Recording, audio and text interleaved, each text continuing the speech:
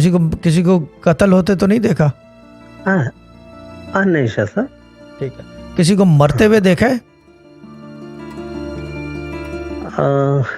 हमारे बाबा को देखा सर करीब से। ठीक है। कैसे डेथ हुई थी उनकी?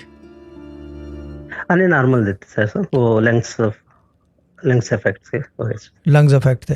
डॉक्टरों के पास लेके डॉक्टरों के पास लेके गए थे? अस्पताल में हुई थी, घर में हुई थी? घर पे सर, जुम्मे के दिन ना।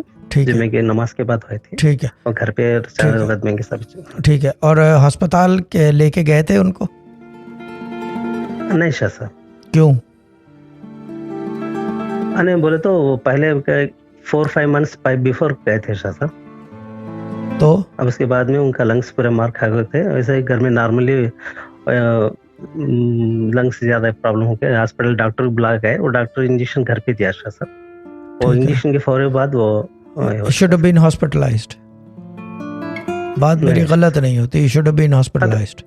अगर लंग्स जो है क्या कहते हैं, लंग्स क्रैश कर रहे हैं, लंग्स क्रैश कहते हैं उसको। लंग्स आपके ऑक्सीजन तो वो लगाते हैं, वेंटिलेटर भी देते हैं। ऊपर सांस थी उनकी ज्यादा। वो जो भी थी, ऊपर थी या नीचे, शुड हैव बीन हॉस्पिटलाइज्ड। जो मैंने देखा है मैंने बता दिया भाई। वो ठीक है, वो देखो ठीक है, मैं उसको वो नहीं कह रहा कि कोई गलत है, वो भी तरीका ठीक है, डॉक्टर आ गया था वो भी ठीक है, बट मैंने जो देखा है वो बता दिया, ठीक है ना। He should have been hospitalised. देखो अगर हॉस्पिटल ले आके 5 दिन भी और जिंदगी हो जाती, भले वेंटिलेटर पे हो, लाइफ इज लाइफ, ठीक है ना। Life is life and saving a life is above all commandments. खत्म होगी बात। मेरी बात कहाँ समझ में आती है?